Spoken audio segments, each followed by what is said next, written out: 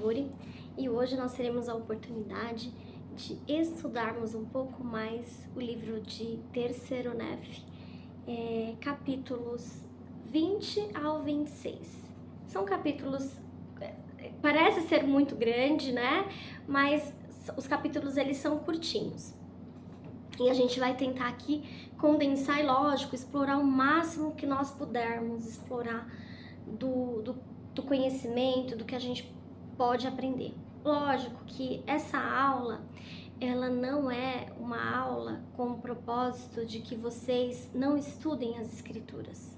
Pelo contrário, ela tem o propósito de, talvez, acrescentar algo que vocês estudaram e talvez não perceberam, ou testificar de algo que vocês viram e que perceberam. Então o propósito aqui mesmo é de compartilharmos o que o Espírito tem nos ensinado, o que o Espírito deseja que aprendamos, né? Lógico que tudo de uma forma muito pessoal, como o Salvador ele sempre fez. Então, para iniciarmos, no capítulo 20, o Salvador ele continua ministrando aqui nas Américas e aí ele pede para que aquele povo se levante. Ele fala, olha, se levantem, parem de orar, cessem de orar. Parem de orar, mas não parem de orar em seus corações. Ele fala assim, e aconteceu que ordenou a multidão e também a seus discípulos que cessassem de orar. E ordenou que não cessassem de orar em seu coração. Ponderando a respeito disso, lembrando que esse fim de semana agora, sábado e domingo, e foi a oportunidade que todos os santos dos últimos dias teve de fazer um jejum. E muitas vezes nós iniciamos uma oração, uma conversa com Deus, estamos ali de joelhos, concentrados, mas quando nos levantamos nós esquecemos essa conexão do que havíamos pedido, ou até mesmo não nos concentramos nos nossos sentimentos. E aqui é um conselho muito claro do Salvador, de uma oração eficaz. Uma oração eficaz, eu preciso continuar concentrada naquilo que eu desejo. Eu preciso continuar com meu coração voltado para o Senhor, em constante oração. Constante oração para que Ele me livre do mal, para que me livre das provações, para que me ajude a suportar as tentações. Então o desejo dele é que nós mantenhamos sempre em nosso coração uma oração. E para fazer um resumo, logo após ele ter dito essas coisas e dado esse conselho maravilhoso de nos mantermos em constante oração dentro do nosso coração, o Salvador, ele novamente abençoou o pão e o vinho.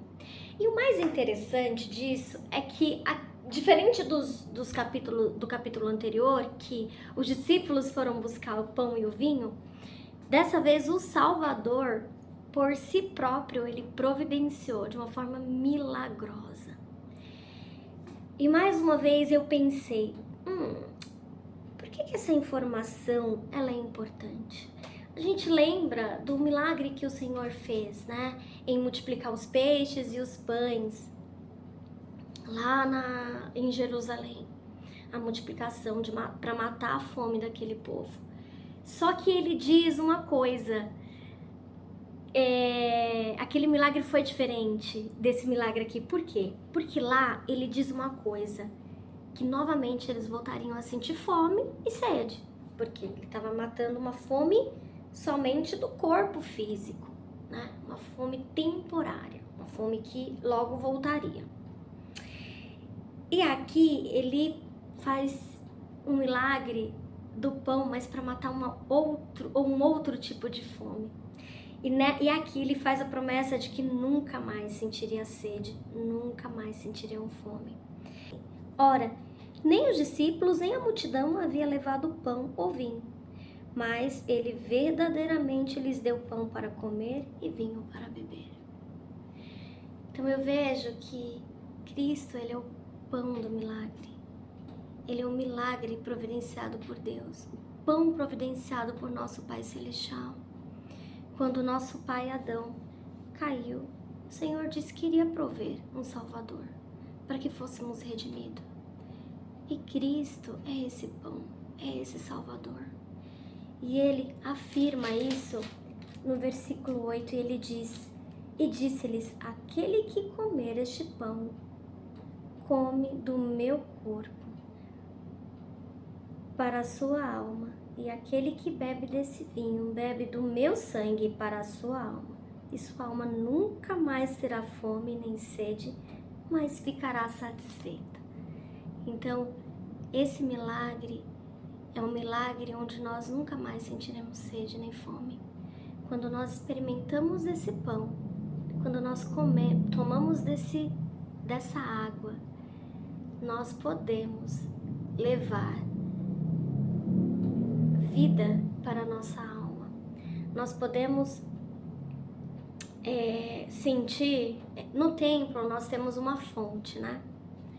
Todos os templos existe uma fonte, e essa fonte você nunca vai ver ela parando de jorrar água, porque Cristo é essa fonte de água viva. Ele nunca vai parar. Então, a partir do momento em que nós tomamos do seu corpo e do seu sangue, comemos o seu corpo e tomamos o seu sangue, nós nunca mais sentiremos fome ou sede. E eu digo isso por quê? Porque precisa ser de uma forma digna. Então, a partir do momento em que eu me purifico, que eu me qualifico para desfrutar da bênção do sacramento, essa é a grande promessa de que minha alma nunca mais vai sentir fome e nem sede. Que promessa lindíssima, né, irmãos? E ele, logo depois, ele começa a falar também da coligação de Israel. Ele fala da promessa. Esse povo aqui nas Américas, eles seriam um dos últimos a ver o Salvador Jesus Cristo como ele é, de carne e ossos. Nós não viríamos mais. Nós não teríamos essa oportunidade de ser ministrados pessoalmente pelo Salvador. Nós teremos isso quando? Milênio, na segunda vinda dele. Então aqui ele estava explicando o que iria acontecer e quando ele retornaria e quais eram os sinais da sua volta. Então é importante a gente prestar muita atenção de quais são os sinais. Será que eu tenho observado isso? Eu tenho percebido quais são os sinais que já foram dados? Quais são os sinais que tem que vir ainda para eu saber que o meu Salvador vai voltar? Então, os remanescentes que estiverem dispersos pela face da terra serão reunidos do leste e do oeste, do sul e do norte, e terão conhecimento do Senhor seu Deus, que os redimiu. E o Pai ordenou que eu vos desse essa terra por herança. Então, o Senhor, ele vai reunir novamente todo o seu povo disperso. Ele já começou a reunir todo esse povo disperso. E agora, logo depois, iremos entender quais foram os sinais dados e como é que eu já sei que essa coligação ela já está sendo realizada, né? Que o sinal da segunda vinda dele já foi dado. E é importante nós sabermos que para que a coligação de Israel ela aconteça, alguns passos eles precisam ser dados. Um desses passos é, primeiro, eu acreditar, ter fé no Senhor. É um primeiro passo, que é importantíssimo, ter fé em Jesus Cristo. O segundo passo é eu me arrepender dos meus pecados. E eu ser batizada. E logo receber o Espírito Santo. Já estou começando a seguir os passos aí para a coligação de Israel, para fazer parte dessa coligação de Israel, para ser parte desses filhos, desse povo que o Senhor iria buscar do norte, do sul, do leste e do oeste. Depois que eu receber o Espírito Santo, eu tenho que procurar ser investida do alto. Como? Passando pelo templo, recebendo as minhas próprias ordenanças, sendo investidas do alto. E logo depois, eu sendo casada, selada e recebendo todas as bênçãos de Abraão, Isaque e Jacó. E aí sim, eu estou fazendo parte agora agora, dessa coligação de Israel. E essas ordenanças, elas são realizadas onde? No templo. Irmãos, eu fico pensando que todos nós podemos ser uma bênção na vida das pessoas. Todos nós podemos ajudar o Senhor a encontrar os nossos irmãos e a coligar Israel. E como eu posso fazer isso? Como é que eu posso ajudar o Senhor a coligar Israel? Eis que chegará o dia em que a plenitude do meu evangelho lhes será pregada. Já chegou esse dia? Quando chegou esse dia? E crerão em mim que sou Jesus Cristo, o Filho de Deus, e orarão ao Pai em meu nome. A coligação de Israel, ela foi iniciada quando o Evangelho de Jesus Cristo foi restaurado. Quando foi trazido à luz ao livro de Mórmon, aí começou a coligação de Israel. Esse foi um sinal. Em verdade vos digo que meu povo conhecerá meu nome, sim, naquele dia saberão que eu sou o que fala. E aí eles dirão, quão belos são sobre os montes os pés que anunciam boas novas, que proclamam a paz, que anunciam o bem, que proclamam a salvação, que diz a Sião, o teu Deus reina. Então nós podemos ser uma bênção na vida e sermos contribuintes assíduos na coligação de Israel, quando nós nos levantamos e ensinamos, pregamos, falamos, testificamos do Evangelho. E a promessa é quão belos serão sobre os montes os pés. Que monte é esse? O templo, irmãos. E ele está falando aqui do milênio. Quando nós pensamos que precisamos estar limpos para entrar no templo, quando ele fala de beleza dos pés, ele não está falando de uma unha bem feita, ele não está falando disso, de um pezinho ali sem calo, sem rachadura. Não é sobre isso, não é esse tipo de beleza que ele está falando. É de limpeza, aqueles pés lavados, limpos,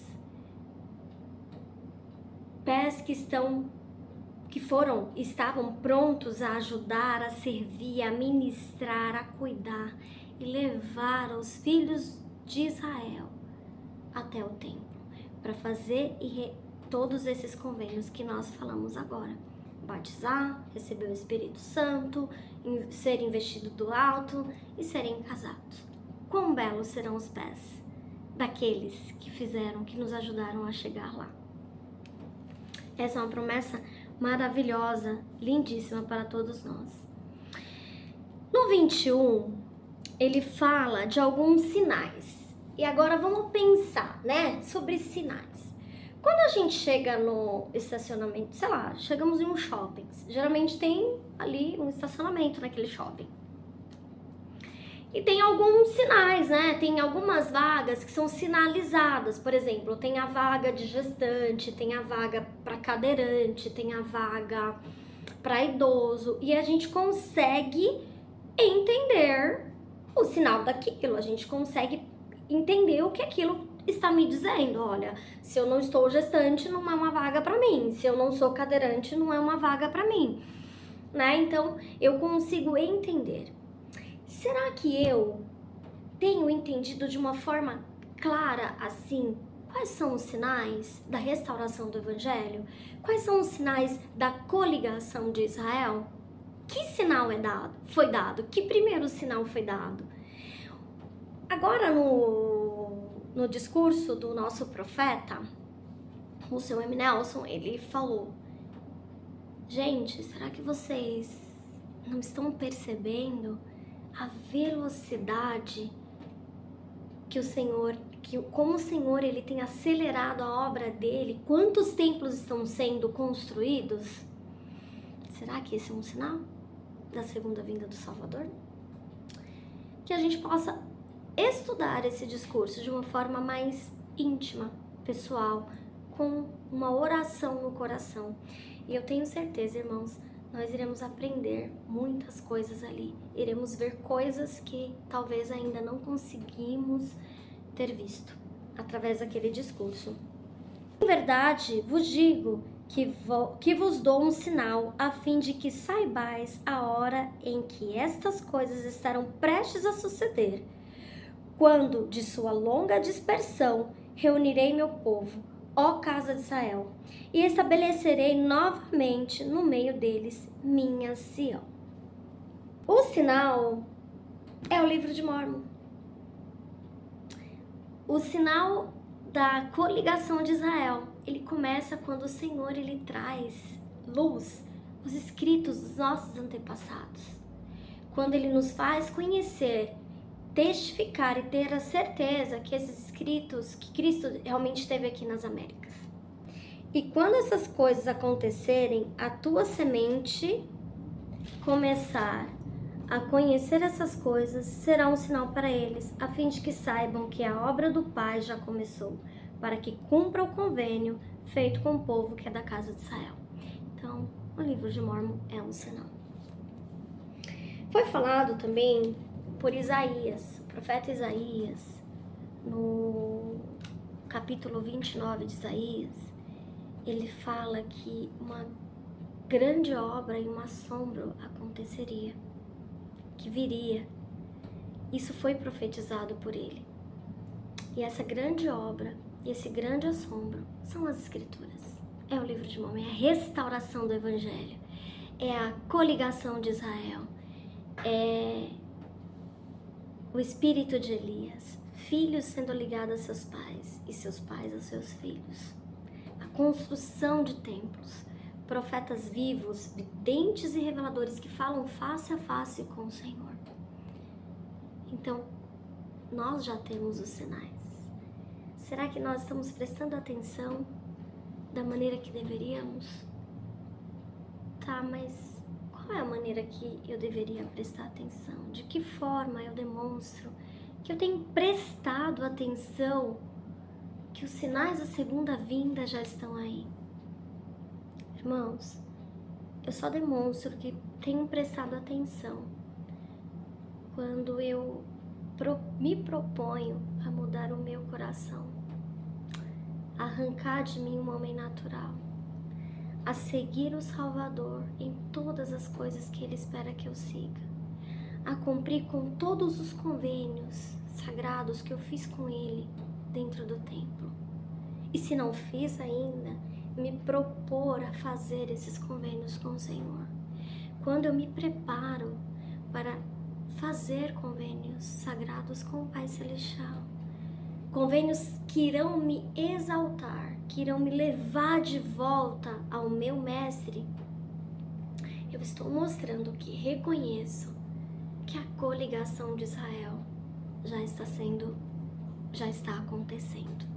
Essa é a maneira, não tem outra, irmãos. Eu só consigo demonstrar que eu reconheço esses sinais, me arrependendo, me tornando uma pessoa diferente, me tornando melhor hoje do que foi ontem. Porque naquele dia, por amor a mim, fará o Pai uma obra que será grande e maravilhosa no meio deles, e haverá entre eles quem nela não creia, embora um homem lhe declare. Quem é esse homem que ele fala aqui? Eu imagino que Joseph Smith, ao traduzir, esses escritos, porque quem escreveu aqui, quem está compilando aqui, é Mórmon, é o profeta Mórmon. Então, quando ele começa a traduzir o que o profeta Mórmon escreveu aqui, ele fala, quem é esse homem? A gente percebe aqui que o Senhor, ele dá testemunho do profeta dele. Ele dá testemunho de que Joseph Smith, ele iria restaurar o Evangelho. E a gente vê mais pra frente ele também dando testemunho de outros profetas. Inclusive, ele dá uma puxadinha de orelha aqui. Em Mórmon fala, nossa, mas Nefe não escreveu isso, né? E a gente vai ver o quê? Que faltou, que Nefe escreveu e que o Salvador percebeu que estava faltando. Que ele gostaria que nós soubéssemos, que nós recebêssemos essa informação também. Então, e ele dá testemunho, ele fala, eu quero que escrevam para testificar o que o profeta Samuel falou. Então, o Senhor, ele honra tudo aquilo que nós falamos, irmãos. tudo aquilo que nós profetizamos a respeito dele, ele honra. Eu vou contar uma experiência para vocês de quando eu fui missionária, né? Eu servi a Missão Brasil Londrina e tive a honra de ter presente França e assistir França com os meus líderes diretos. E eu, quando estava servindo missão, tinha uma família que tinha dificuldade com bebida e com cigarro, principalmente o cigarro. E esse irmão já estava sendo ensinado há muitos anos, já tinha uns 2 anos que essa família estava sendo ensinada e visitada pelos missionários. Os missionários realmente estavam ali querendo ensinar. E aí chegou eu com a minha companheira, né, e queria que o meu grupo fluísse, que acontecesse. Então a gente fez uma reunião e eu falei pra ela, olha, nós iremos aqui fazer uma limpeza. Quem quiser ouvir o evangelho com o propósito de ser batizado e receber o Espírito Santo é com quem a gente vai continuar, porque nossa missão é um prazo muito curto, é de 1 ano e meio, né? E a gente precisa realmente dedicar esse tempo para as pessoas que querem aprender e querem mudar suas vidas, transformar suas vidas. E tinha esse irmão, ele era de Londrina. E esse irmão falou, olha, sister, nós falamos para ele que só iríamos continuar se ele traçasse uma meta conosco de ser batizado, se ele tivesse intenção de ser batizado. Caso não, nós iríamos entender que não era o momento dele e íamos seguir com o nosso trabalho. E aí, nessa conversa, ele falou assim, olha, eu não sei que a igreja é verdadeira. Eu não consigo parar de beber, eu não consigo parar de fumar. Eu não sei se Joseph Smith realmente viu Deus e Jesus Cristo. Eu não sei se isso é real. E naquele momento, irmãos, eu sabia quem eu representava. Eu sabia quem eu tinha saído, de quem eu falava, que era de Jesus Cristo. E aquele era o mandamento dele. O que eu estava convidando o irmão a fazer era o que o Salvador faria também, convidaria. Era o mesmo convite que o meu Salvador faria. E naquele momento eu falei, irmão, olha, como representante legal de Jesus Cristo, eu prometo que se o Senhor, essa noite, se ajoelhar, orar e perguntar a Deus se Joseph Smith, ele viu Deus e Jesus Cristo, ele teve a visita desses 2 seres celestiais, ele viu e foi chamado como um profeta. Se o Senhor perguntar com coração sincero, com real desejo de saber, eu prometo que o Senhor vai te responder. E ele disse, nossa, mas como você pode dizer que Deus vai me responder? Você não manda em Deus, ele falou. Eu falei, realmente, eu não mando em Deus. Mas ele me respondeu, e eu sei que ele tem tanto amor por você quanto ele tem por mim. E a promessa dele é que se pedir, nós receberemos, se bater, nos será aberto. E fomos embora. No outro dia, encontramos com ele num pequeno comércio que ele tinha, em lágrimas. E ele disse, sister, eu sei que Joseph Smith, ele viu Deus e Jesus Cristo. Eu sei que a igreja é verdadeira e a experiência dele foi maravilhosa. Por isso eu sei que o Senhor, ele honra tudo aquilo que nós, como servos dele, de uma forma justa, prometermos. Então nós não podemos e nem precisamos ter medo e nem vergonha de falar de Cristo, de pregar de Cristo e de convidar os nossos irmãos a vir a Cristo. No capítulo 22, o Senhor, ele nos traz uma palavra de consolo. E ele fala que nós não seremos envergonhados. É justamente isso que eu falei para vocês, né? O Senhor, ele não se preocupe, irmãos. Ele não vai. Se nós vivermos aqui dignamente, mesmo que sejamos apontados, olha, vive a lei da castidade, nossa, não bebem café, não fumam, não curtem a vida, mesmo que pessoas nos apontem, né? Aquele grande edifício venha nos apontar. não se preocupe, nós não seremos envergonhados. O Senhor, ele fala isso lá no 22:4, ele fala assim: não temas,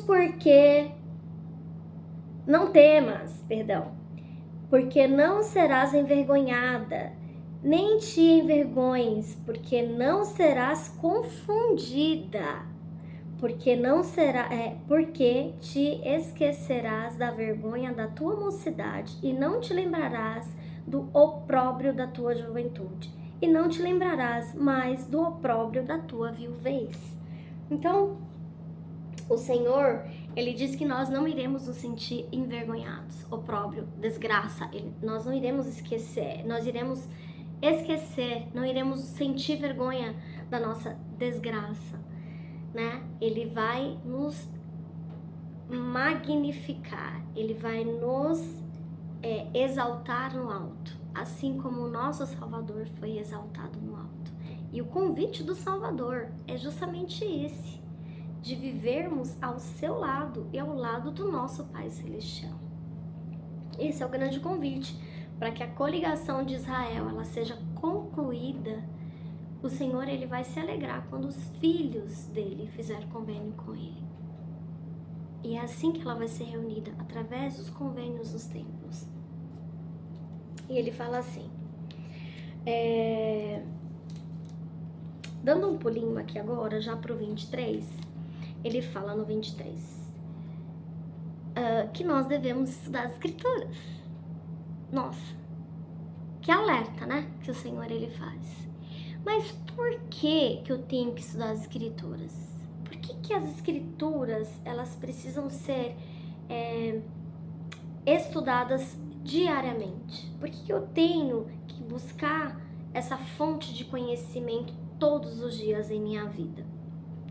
E agora, eis que vos digo que deveis examinar essas coisas, sim, ordeno-vos que examineis essas coisas diligentemente,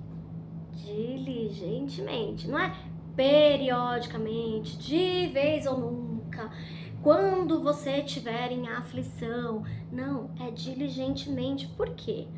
Porque as aflições, elas vão vir, as dificuldades, elas vão vir, isso é certo, irmãos. Todos nós iremos passar por problemas, todos nós iremos passar por dificuldades. E as Escrituras, elas precisam ser enraizadas, ser escritas na tábua do nosso coração, diariamente. E ele fala, porque grandes são as palavras de Isaías, porque ele certamente falou sobre todas as coisas relativas a meu povo, e é da casa de Israel, portanto, é preciso que ele fale também aos gentios. Ou seja, eu vou reconhecer os sinais da segunda vinda do Salvador à medida em que eu estudar as Escrituras. E eu vou saber quais são as promessas que o Senhor tem para mim, como sua filha, estudando as Escrituras, me atentando às Escrituras. Ele fala, portanto, dai ouvidos às minhas palavras, escrevei as coisas que vos disse, e conforme o tempo e a vontade do Pai chegarão aos gentios. Então ele pede para que tudo aquilo que ele está escrevendo, que ele está falando, sejam escritas, para que cheguem a nós. Agora, imagina a confiança que o Salvador tinha de que nós iríamos nos importar com aquilo que estava sendo escrito. Ele acreditava que nós iríamos valorizar aquilo que estava sendo escrito, que nós iríamos ler aquilo que estava sendo escrito. E o desejo dele é que fossem escritos para que chegassem até nós. Mas de que maneira eu tenho tratado as Escrituras? De que maneira eu tenho realmente priorizado ela em minha vida? Será que esse desejo do Salvador de que elas chegassem até mim tem se realizado? Será que eu tenho deixado as Escrituras chegar até mim? E ela só vai se chegar quando eu abrir e estudar. E eu prometo a vocês, e não vou me envergonhar dessa promessa, de que o Espírito do Senhor irá conduzi-los para as melhores decisões, para os melhores sentimentos, para o maior conforto espiritual que precisarmos, e nos ajudará a reconhecer os sinais e saber quem é o nosso Salvador. Naquele grande dia, nós iremos reconhecer o nosso grande mestre, que é Jesus Cristo. E lembra da puxadinha de orelha que eu falei que ele deu aqui? Aconteceu que depois de haver pronunciado essas palavras e explicando todas as escrituras que eles haviam recebido, então eles tinham as escrituras, né, do povo de Isaías, ele tinha as escrituras de Malaquias, eles tinham todas as escrituras do povo de Moisés, eles tinham todas as escrituras. Então depois do Senhor ter explicado, ele disse assim, ó, Jesus disse-lhes, eis que eu desejo que escrevesseis outras escrituras que não tendes. É um convite para nós também. Hoje nós temos o livro de Mórmon aqui, nós temos a Bíblia Sagrada ao nosso dispor. Quais são os outros escritos que hoje talvez nós não temos? As nossas próprias histórias, as nossas próprias experiências, o nosso próprio testemunho. E isso vai servir para quê? Para as futuras gerações. Eu lembro que durante a minha missão, nós escrevíamos no diário, né? Eu escrevo até hoje, meus filhos escrevem no diário, mas eu aprendi a escrever no diário em minha missão. E houve um momento em que eu estava passando por uma determinada situação, logo no início do casamento, né? Aquela coisa de adaptação, enfim, pensamentos diferentes, ideias diferentes, opiniões diferentes, céus, ao mar, a terra, é isso. E ao ler o meu diário, eu encontrei um dia em que eu também estava passando por um dia assim difícil com uma companheira. E ali eu registrei o que eu havia feito para solucionar aquele problema. E foi esse escrito do meu diário que me ajudou a mudar minha forma de agir e agir, na verdade, não reagir, e ser uma pessoa que age. E eu passei a ser uma mulher diferente, a pensar diferente, graças a escritos que eu guardei e que talvez amanhã vai ser útil para os meus filhos, para os meus netos, né? Que nós possamos também registrar as nossas experiências, criar um diário. Isso vai ser de grande importância no futuro, até para nós mesmos. Mais tarde a gente lá vê, poxa, eu já passei por isso, foi assim que eu superei. E aí ele fala, puxadinho, ele fala, ó.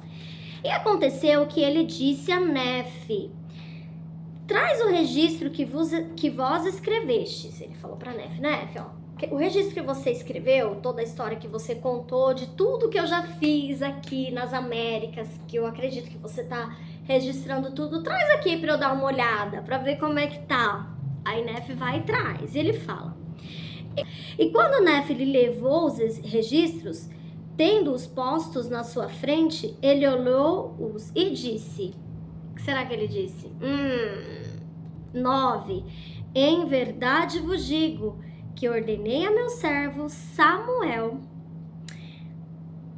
o Lamanita, que testificasse a este povo que no dia em que o Pai glorificasse meu nome em mim, muitos santos se levantariam dentre os mortos e apareceriam a muitos e ministrariam entre eles. E pergunto-lhes, não foi assim? Ou seja, de novo, o Senhor honrando o que ele revelou para Samuel Lamanita.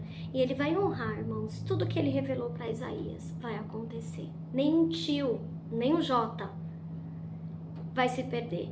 Tudo que ele prometeu para Joseph, tudo que ele prometeu para você, tudo que ele prometeu para mim, ele vai honrar à medida que nós guardarmos os mandamentos. Ele disse, eu não pedi para Samuel Lamanita pregar que os mortos iriam ressuscitar assim que eu ressuscitasse? E Samuel pregou isso, não pregou? Então, por quê? Foi realmente, olha, foi testificado que eu nasceria, o sinal veio, que eu viria nas Américas, eu estou aqui. Também prometi que eu iria ressuscitar alguns que haviam morrido. E por que isso não está escrito?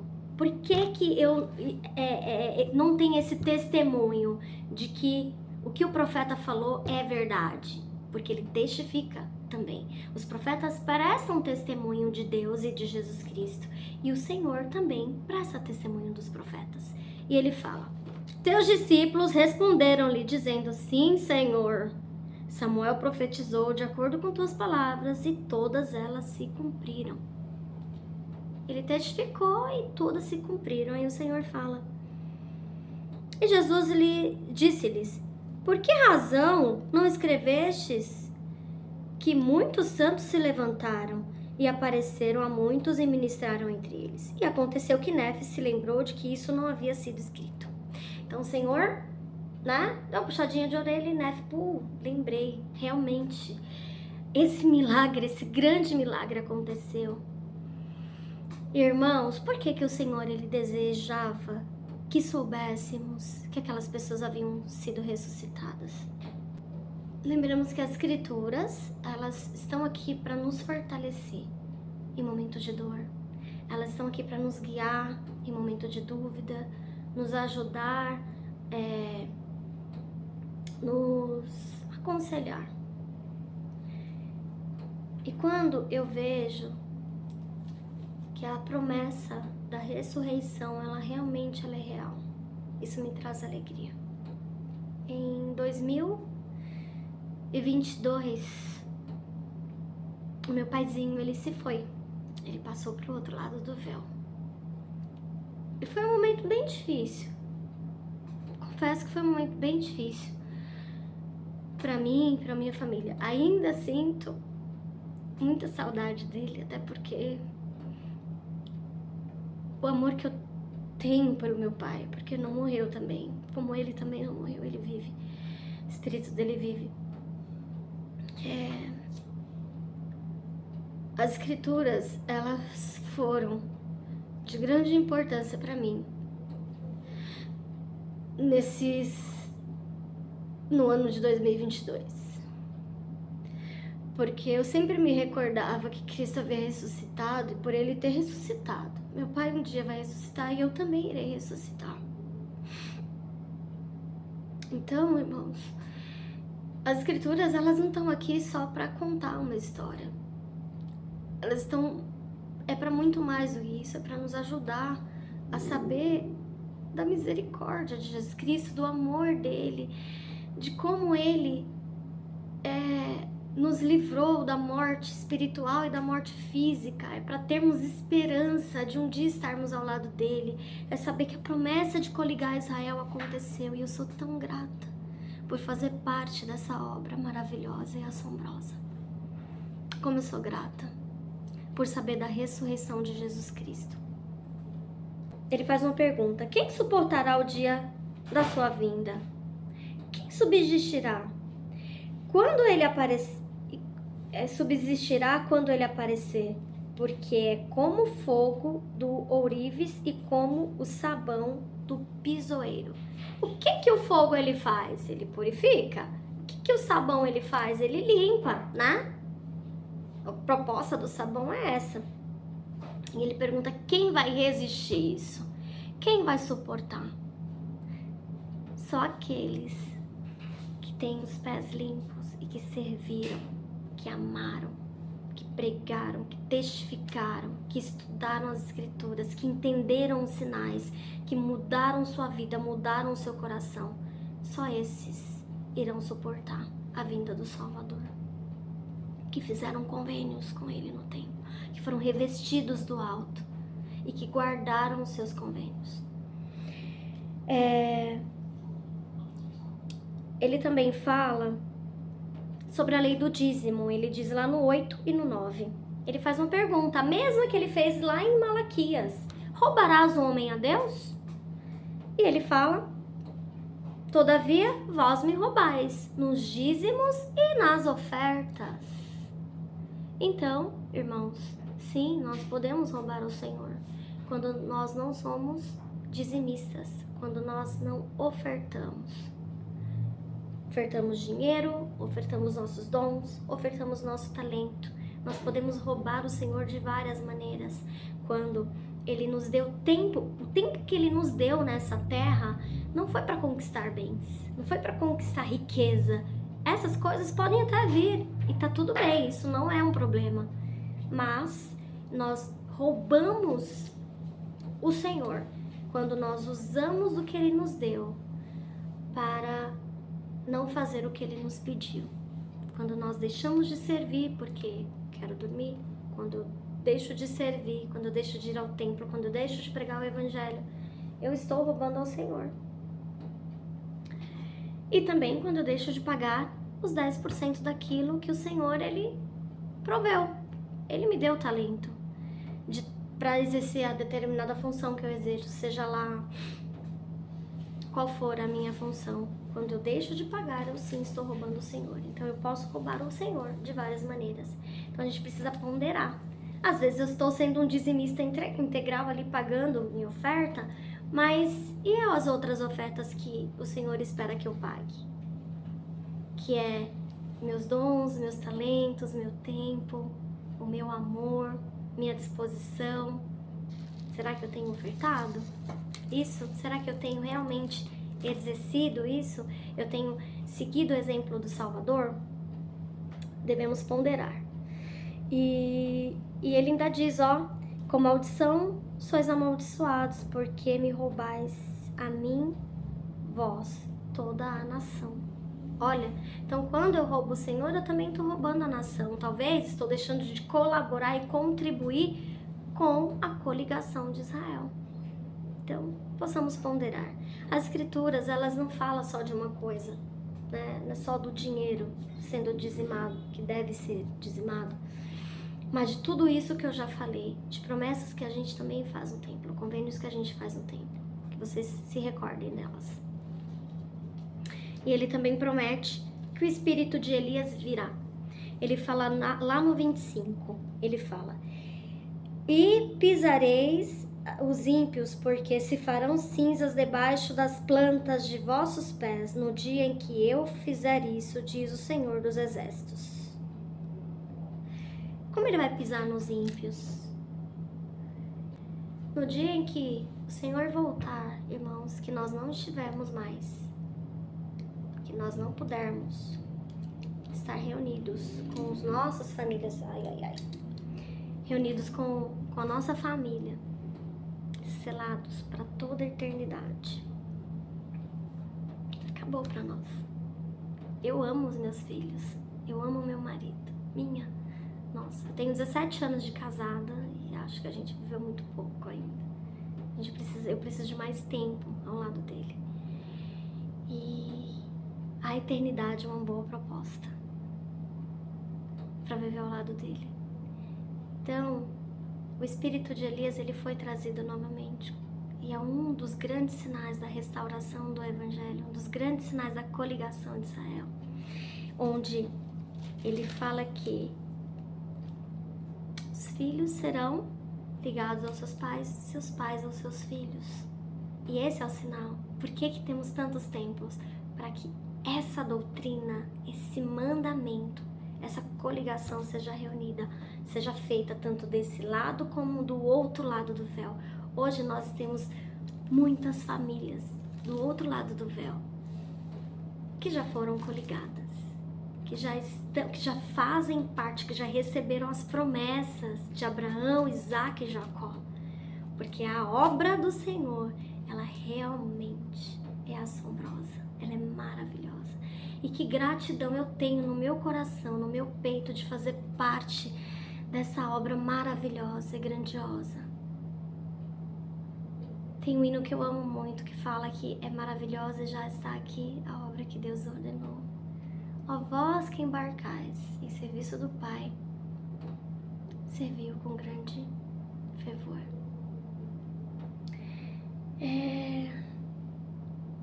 Eu amo o meu Salvador.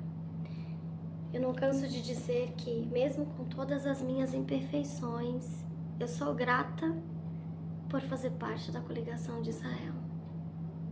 Por hoje, já ter cumprido com parte dos convênios que preciso cumprir para estar coligada. Mas já tenho as promessas de Abraão, Isaac e Jacó, que recebi através do meu selamento no templo. Os irmãos que ainda não receberam, porque ainda não encontrou alguém, sua eleita ou seu eleito, não desistam. O Senhor, Ele nos ama. E essas promessas, tudo que Ele nos prometeu, Ele vai nos dar. Para o Senhor, aqui é só um tempo. Mas vai existir o milênio, vai existir a eternidade. E se não for aqui, não percam as esperanças. Será? Se continuar justo e digno, o Senhor vai honrar a cada um dos seus filhos. Ele vai também nos defender. Ele vai ser o nosso defensor. Ele vai ser o nosso advogado perante o Pai. E vai prestar testemunho da nossa perseverança e da nossa diligência nessa terra. E então aconteceu que depois de haver declarado essas coisas, Jesus explicou à multidão e explicou-lhes todas as coisas, tanto as grandes como as pequenas. E ele disse: Estas escrituras que não tinhas convosco, ordeno a meu Pai que vos-las desse, porque em sua sabedoria determinou que elas fossem dadas às gerações futuras.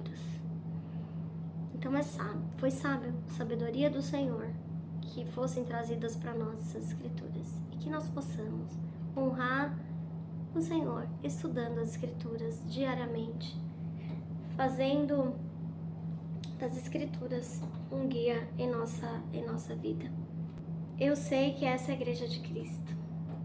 Eu sei que Joseph Smith é o profeta da restauração. Sei que temos um profeta hoje vivo, vidente e revelador, que testifica de Deus, que está trabalhando arduamente na coligação de Israel, criando templos, trazendo mais templos, construindo templos, não criando, mas construindo templos, para que nós possamos trabalhar mais, ter mais templos para trabalharmos e coligar Israel desse lado e do outro lado do véu. Jesus Cristo vive, irmãos. Ele é nosso Redentor. Podemos sentir felicidade, alegria e gratidão. E quando o dia não estiver tão bom assim, que possamos lembrar do seu amor e daquele conselho que ele nos deu lá no capítulo 20, versículo 1. Que possamos continuar orando em nosso coração, mesmo que não tenhamos força de dobrar os nossos joelhos. E encerro nosso debate, a nossa aula, nossas instruções aqui, em nome de Jesus Cristo. Amém.